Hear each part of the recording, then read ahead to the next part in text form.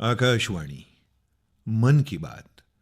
माननीय पंतप्रधान श्री नरेंद्र मोदी यांनी जनतेशी साधलेल्या संवादाचा मराठी अनुवाद आता प्रसारित करीत आहोत. माझ्या प्रिय देशबांधवांनो, नमस्कार. 2026 या वर्षातली ही पहिली मन की बात आहे. उद्या 26 जानेवारी रोजी आपण सर्वजण प्रजासत्ताक दिन साजरा करणार आहोत. आपलं संविधान याच दिवशी लागू झालं होतं.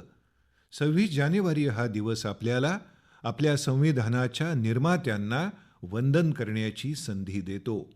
आज 25 जानेवारी हा देखील अतिशय महत्त्वाचा दिवस आहे. आज राष्ट्रीय मतदार दिवस आहे. मतदार हा लोकशाहीचा आत्मा असतो.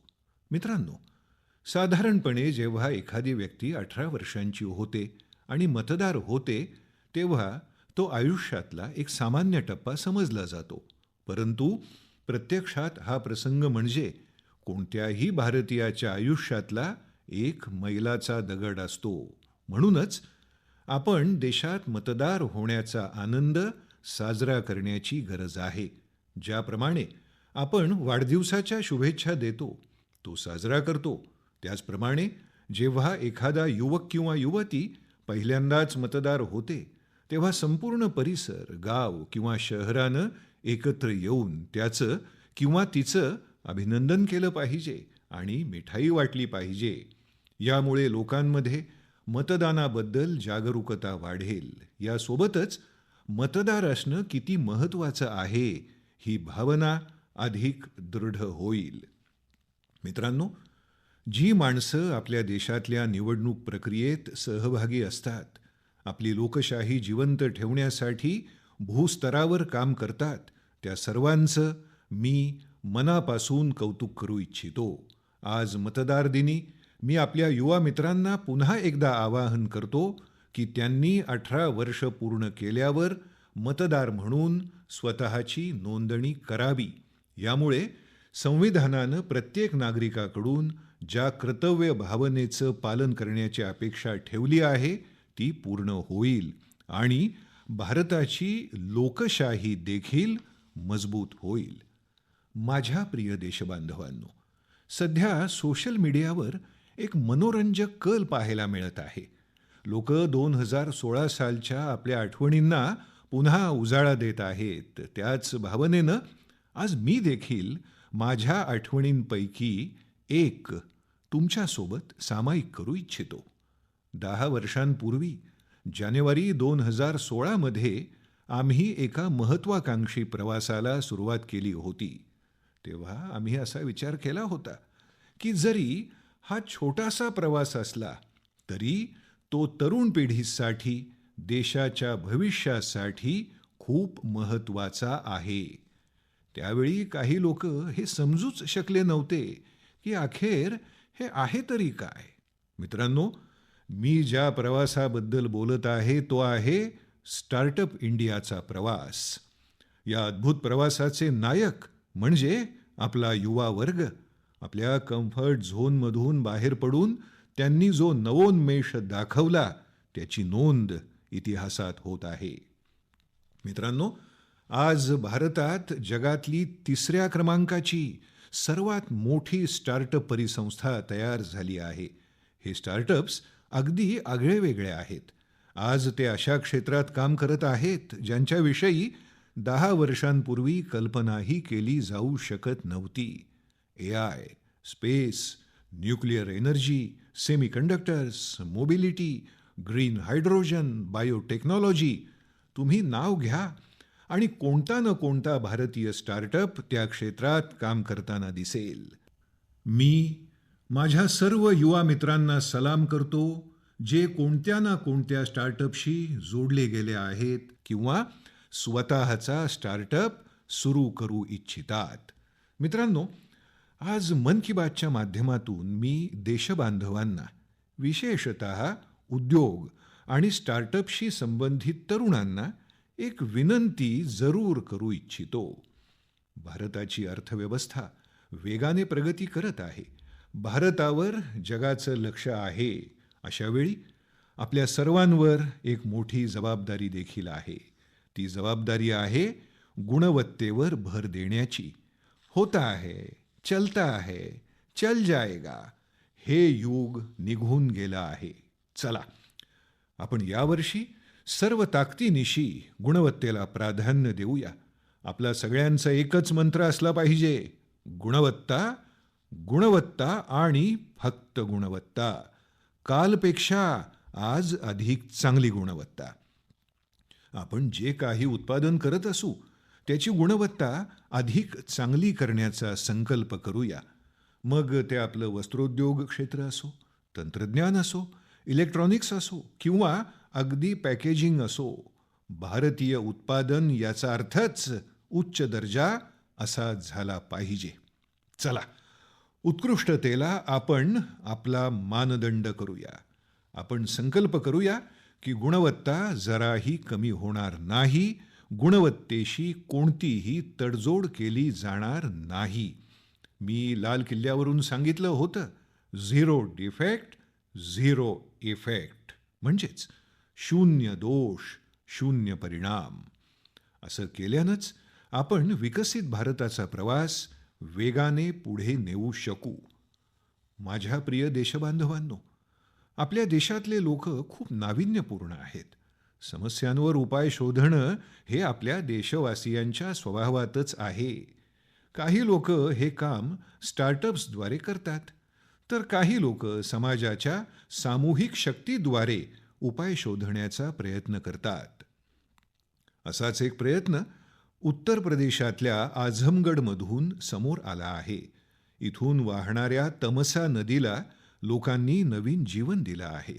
तमसा ही केवळ एक नदी नाही, तर आपल्या सांस्कृतिक आणि आध्यात्मिक वारशाचा जिवंत प्रवाह आहे. अयोध्येतून निघून गंगेत विलीन होणारी ही नदी एकेकाळी या प्रदेशातल्या लोकांची जीवनवाहिनी होती, परंतु प्रदूषणामुळे तिच्या अखंड प्रवाहात अडथळे येत होते. गाळ, कचरा आणि घाणीमुळे या नदीचा प्रवाह थांबला होता. त्यानंतर इथल्या लोकांनी तिला नवीन जीवन देण्यासाठी मोहीम सुरू केली. नदीची सफाई करण्यात आली आणि तिच्या काठावर सावली देणारी, फळं देणारी झाडं लावण्यात आली. स्थानिक लोक कर्तव्य भावनेनं या कामाला भिडले आणि सर्वांच्या प्रयत्नातून नदीचं पुनरुज्जीवन झालं. मित्रांनो, लोकसहभागाचा असाच प्रयत्न आंध्र प्रदेशच्या अनंतपूरमध्येही बघायला मिळाला आहे. हा असा भाग आहे जो दुष्काळाच्या गंभीर समस्येशी झुंजत आला आहे. इथली माती लाल आणि वाळूयुक्त आहे, त्यामुळे लोकांना पाण्याच्या कमतरतेचा सामना करावा लागत असे. इथे अनेक ठिकाणी बराच काळ पाऊस पडत नाही. कधी कधी तर लोक अनंतपूरची तुलना वाळवंटातल्या दुष्काळी परिस्थितीशीही करतात. मित्रांनो, ही समस्या सोडवण्यासाठी स्थानिक लोकांनी जलाशय साफ करण्याचा संकल्प केला. मग प्रशासनाच्या सहकार्याने इथे अनंत निरू संरक्षणम प्रकल्प सुरू करण्यात आला. या प्रयत्नांमुळे 10हून अधिक जलाशयांना जीवदान मिळालं आहे. या जलाशयांमध्ये आता पाणी जमा होऊ लागलं आहे. यासोबतच 7,000हून जास्त झाडंही लावण्यात आली आहेत. याचाच अर्थ असा आहे की जलसंवर्धनाबरोबर अनंतपूरमध्ये हिरवळही वाढली आहे.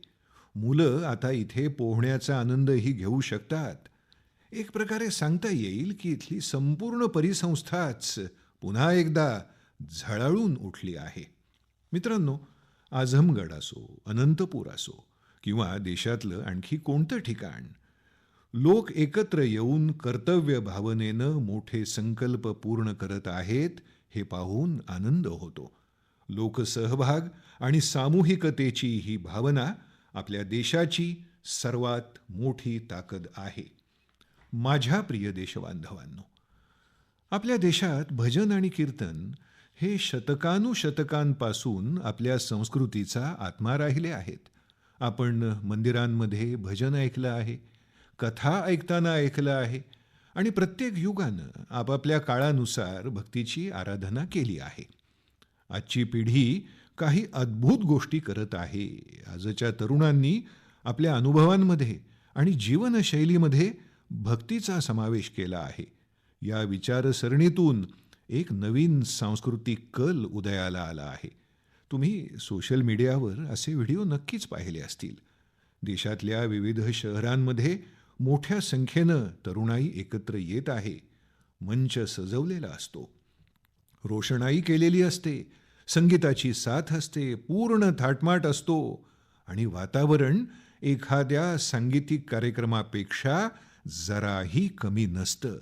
असं वाटतं की एखादा मोठा सांगीतिक कार्यक्रम सुरू आहे. पण तिथे पूर्ण तन्मयतेनं, पूर्ण एकाग्रतेनं, पूर्ण लयबद्धतेनं गायली जात असतात ती भजनं. ह्या प्रकाराला आता भजन क्लबिंग असं म्हटलं जात आहे आणि ते विशेषतः जेन झीमध्ये लोकप्रिय होत आहे. हे बघून आनंद होतो की या कार्यक्रमांमध्ये भजनांची प्रतिष्ठा आणि शुद्धता यांची पूर्ण काळजी घेतली जाते. भक्ती हलक्यात घेतली जात नाही. ना शब्दांची मर्यादा ओलांडली जाते, ना भावाची. मंच आधुनिक असू शकतो, संगीत सादरीकरण वेगळं असू शकतं, परंतु मूळ भावना तीच राहते. अध्यात्माचा अखंड प्रवाह तिथे अनुभवता येतो. माझ्या प्रिय देशबांधवांनो, आज आपली संस्कृती आणि सण जगभर आपला ठसा उमटवत आहेत. भारतीय सण जगाच्या कानाकोपऱ्यात मोठ्या उत्साहानं आणि आनंदानं साजरे केले जातात. सर्व प्रकारचं सांस्कृतिक चैतन्य कायम राखण्यात आपल्या भारतवंशीय बंधू भगिनींचं महत्त्वपूर्ण योगदान आहे. ते कुठेही असले तरी स्वतःच्या संस्कृतीच्या मूलभूत भावनेचं जतन आणि संवर्धन करत आहेत. मलेशियातला आपला भारतीय समुदाय देखील अशाच पद्धतीचं प्रशंसनीय काम करत आहे. तुम्हाला हे जाणून सुखद आश्चर्य वाटेल की मलेशियामध्ये 500हून अधिक तमिळ शाळा आहेत. यामध्ये तमिळ भाषेच्या अभ्यासासोबतच इतर विषय देखील तमिळमध्ये शिकवले जातात. याशिवाय इथे तेलुगू आणि पंजाबीसह इतर भारतीय भाषांवर देखील बरंच लक्ष केंद्रित केलं जातं. मित्रांनो, भारत आणि मलेशिया दरम्यानचे ऐतिहासिक आणि सांस्कृतिक संबंध मजबूत करण्यात एका सोसायटीनं मोठी भूमिका बजावली आहे. तिचं नाव आहे मलेशिया इंडिया हेरिटेज सोसायटी. विविध कार्यक्रमांव्यतिरिक्त ही संस्था हेरिटेज वॉक देखील आयोजित करते. यामध्ये दोन्ही देशांना आपसात जोडणाऱ्या सांस्कृतिक स्थळांचा समावेश आहे. गेल्या महिन्यात मलेशियामध्ये लाल पाड साडी असा आयकॉनिक वॉक आयोजित करण्यात आला होता. या साडीचं आपल्या बंगालच्या संस्कृतीशी एक विशेष नातं आहे.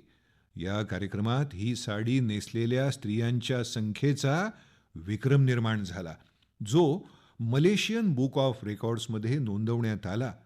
या प्रसंगी ओडिसी नृत्य आणि बाऊल संगीतानं लोकांची मनं जिंकली.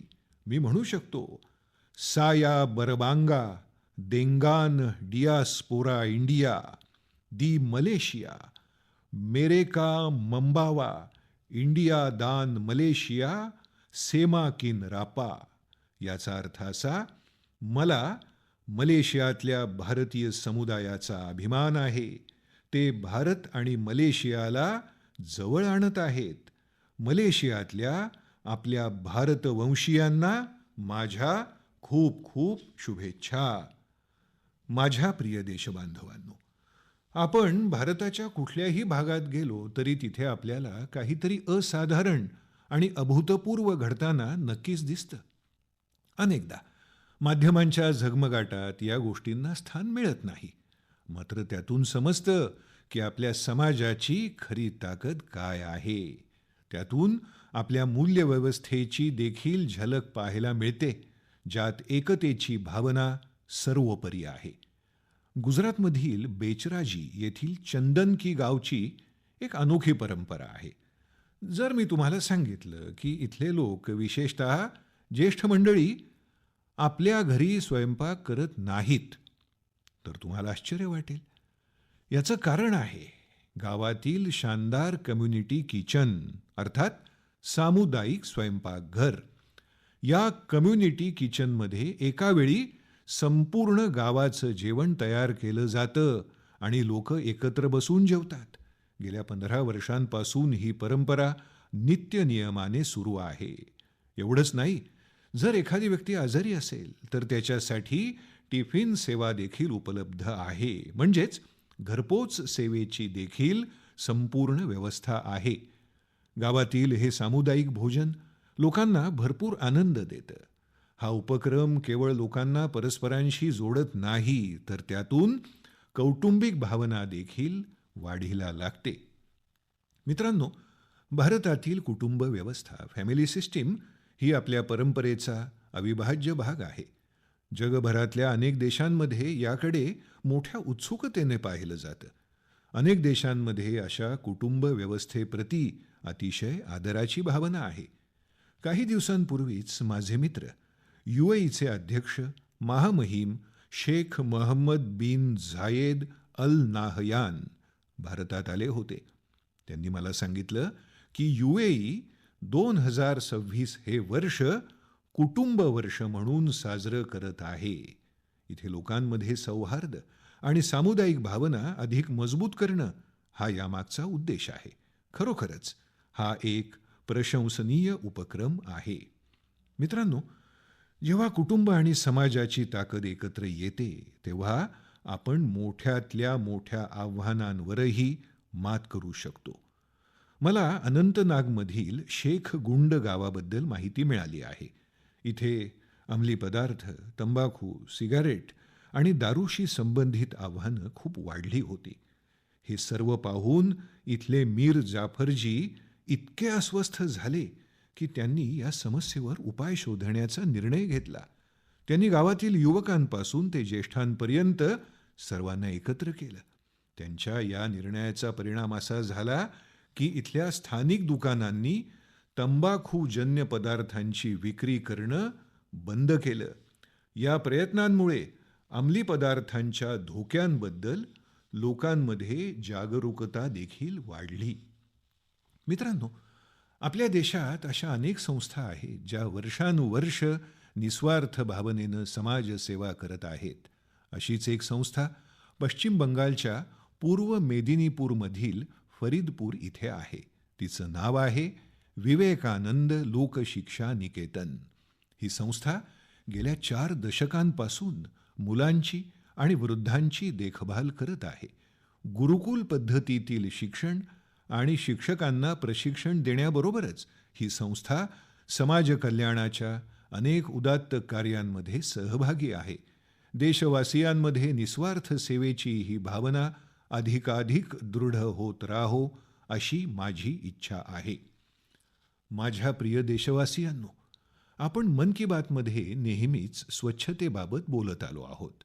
आपले युवक आपल्या सभोवतालच्या स्वच्छतेबद्दल खूप जागरूक आहेत हे पाहून मला अभिमान वाटतो. अरुणाचल प्रदेशातल्या अशाच एका अनोख्या प्रयत्नाबद्दल मला माहिती मिळाली आहे. अरुणाचल प्रदेश ही ती भूमी आहे जिथे देशात सर्वप्रथम सूर्याची किरणं पोहोचतात. इथे लोक जय हिंद म्हणत एकमेकांना अभिवादन करतात. इथे इटानगरमध्ये जिथे अधिक लक्ष देण्याची गरज होती त्या ठिकाणांची स्वच्छता करण्यासाठी तरुणांचा गट एकत्र आला.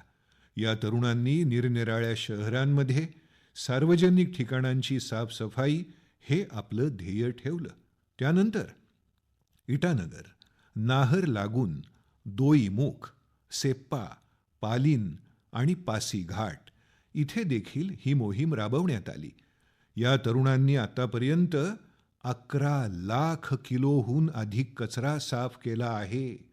कल्पना करा मित्रांनो, तरुणांनी मिळून 11 लाख किलो कचरा हटवला आहे.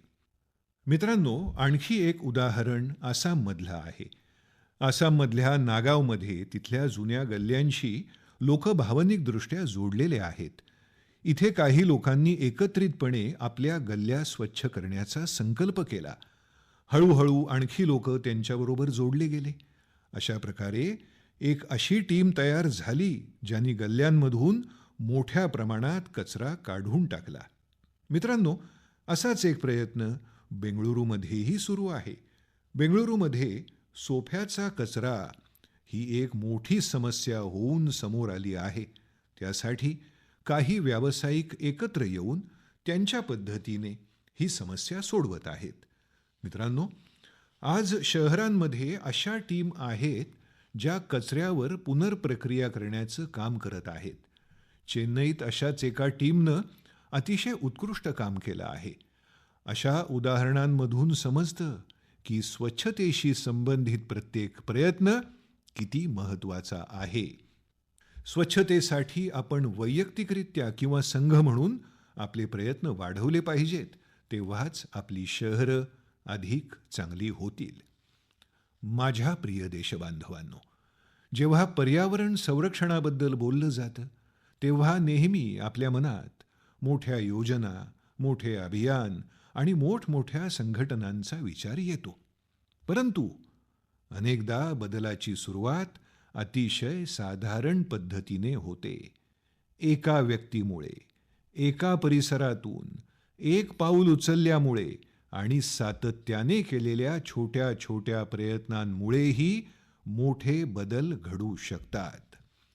पश्चिम बंगालमधील कूच बिहार इथे राहणारे बेनॉय दासजी यांचे प्रयत्न हे याचं एक उत्तम उदाहरण आहे. गेल्या अनेक वर्षांपासून त्यांनी एकट्याने आपला जिल्हा हरित बनवण्यासाठी काम केलं आहे. बेनॉय दास यांनी हजारो झाडं लावली आहेत. अनेकदा रोपं खरेदी करण्यापासून ते ती लावणं आणि त्यांची काळजी घेणं या सर्व खर्चाची जबाबदारी त्यांनी स्वतः उचलली आहे. आवश्यकता भासली तिथे त्यांनी स्थानिक रहिवासी, विद्यार्थी आणि महानगरपालिकांच्या मदतीनं काम केलं आहे. त्यांच्या प्रयत्नांमुळे रस्त्याच्या कडेला हिरवळ आणखी वाढली आहे. मित्रांनो, मध्य प्रदेशातील पन्ना जिल्ह्यातील जगदीश प्रसाद अहिरवारजी त्यांचा प्रयत्न देखील खूप कौतुकास्पद आहे. ते जंगलामध्ये बीट गार्ड म्हणून काम करतात.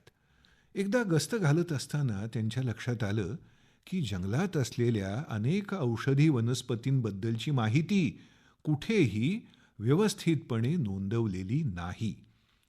जगदीशजींना हे ज्ञान पुढच्या पिढीपर्यंत पोचवायचं होतं, म्हणून त्यांनी औषधी वनस्पती ओळखायला आणि त्यांची नोंद करायला सुरुवात केली. त्यांनी 125हून अधिक औषधी वनस्पतींची ओळख पटवली. त्यांनी प्रत्येक वनस्पतीबद्दल माहिती गोळा केली, ज्यामध्ये त्याचं छायाचित्र, नाव, उपयोग आणि मिळण्याचं ठिकाण यांचा समावेश होता. त्यांनी जमवलेली माहिती वन विभागानं संकलित केली आणि ती पुस्तक रूपात प्रकाशित देखील केली. या पुस्तकात दिलेली माहिती आता संशोधक, विद्यार्थी आणि वन अधिकाऱ्यांसाठी अतिशय उपयुक्त ठरत आहे. मित्रांनो, पर्यावरण रक्षणाची हीच भावना आज मोठ्या प्रमाणातही दिसून येत आहे. याच विचाराने देशभरात एक पेड़ माँ के नाम अभियान राबवलं जात आहे. या अभियानामुळे आज कोट्यवधी लोक जोडले गेले आहेत. आतापर्यंत देशात 200 कोटींहून अधिक झाडं लावण्यात आली आहेत. यावरून असं दिसून येतं की लोक आता पर्यावरण संरक्षणाबद्दल अधिक जागरूक आहेत आणि कोणत्या ना कोणत्या प्रकारे योगदान देऊ इच्छित आहेत. माझ्या प्रिय देशबांधवांनो, मला तुम्हा सर्वांचं आणखी एका गोष्टीसाठी कौतुक करायचं आहे. ते म्हणजे भरड धान्य म्हणजेच श्री अन्न. मला हे पाहून आनंद झाला की श्री अन्नाप्रती देशातल्या लोकांचं प्रेम निरंतर वाढत आहे. खरं तर 2023 हे वर्ष भरड धान्य वर्ष म्हणून आम्ही घोषित केलं होतं. मात्र आज 3 वर्षांनंतर देखील देशात आणि जगात याबद्दल जो उत्साह आणि वचनबद्धता आहे ती खूप उत्साहवर्धक आहे. मित्रांनो, तमिळनाडूच्या कल्लकुरीची जिल्ह्यात महिला शेतकऱ्यांचा एक गट प्रेरणास्रोत ठरला आहे. इथल्या पेरिया पलयम मिलेट FPCशी जवळपास 800 महिला शेतकरी जोडल्या गेल्या आहेत. भरड धान्याची वाढती लोकप्रियता पाहून या महिलांनी भरड धान्य प्रक्रिया युनिट स्थापन केली आता त्या भरड धान्यापासून बनवलेली उत्पादनं थेट बाजारात पुरवत आहेत. मित्रांनो, राजस्थानच्या रामसर येथील शेतकरी देखील श्री अन्नाबाबत नवनवीन संशोधन करत आहेत. येथील रामसर ऑर्गॅनिक फार्मर प्रोड्युसर कंपनीशी 900हून अधिक शेतकरी जोडलेले आहेत. हे शेतकरी प्रामुख्याने बाजरीची लागवड करतात. इथे बाजरीवर प्रक्रिया करून खाण्यासाठी तयार लाडू बनवले जातात. त्यांना बाजारात मोठी मागणी आहे. एवढंच नाही मित्रांनो, मला हे ऐकून आनंद झाला की आजकाल अनेक मंदिरं अशी आहेत जी आपल्या प्रसादात केवळ भरड धान्याचा वापर करतात. त्या सर्व मंदिरांच्या सर्व व्यवस्थापकांचं त्यांच्या या उपक्रमाबद्दल मी मनापासून अभिनंदन करतो. मित्रांनो, मिलेट्स श्री अन्नामुळे अन्नदात्यांचं उत्पन्न वाढण्याबरोबरच लोकांच्या आरोग्यात सुधारणेची हमी ठरत आहे.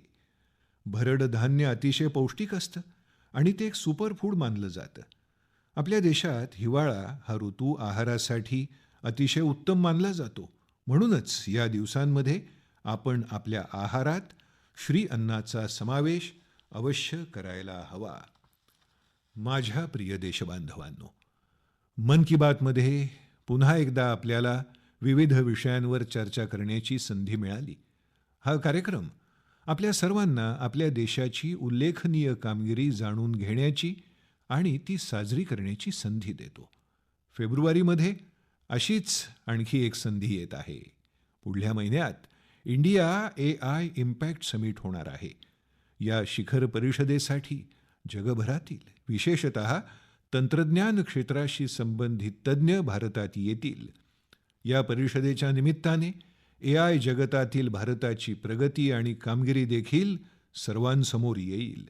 यात सहभागी होणाऱ्या सर्वांचं मी मनापासून अभिनंदन करतो. पुढल्या महिन्यात मन की बातमध्ये आपण इंडिया एआय इम्पॅक्ट समिटबद्दल नक्कीच बोलू. आपल्या देशवासियांच्या इतर उल्लेखनीय कामगिरींबद्दल देखील आपण चर्चा करू. तोपर्यंत मन की बातमधून मी निरोप घेतो. उद्याच्या प्रजासत्ताक दिनासाठी पुन्हा एकदा तुम्हा सर्वांना माझ्याकडून खूप खूप शुभेच्छा. धन्यवाद. मन की बात माननीय पंतप्रधान श्री नरेंद्र मोदी यांनी जनतेशी साधलेल्या संवादाचा मराठी अनुवाद आपण ऐकला. हा मराठी अनुवाद आकाशवाणी मुंबई अस्मिता वाहिनीवरून प्रसारित करण्यात आला.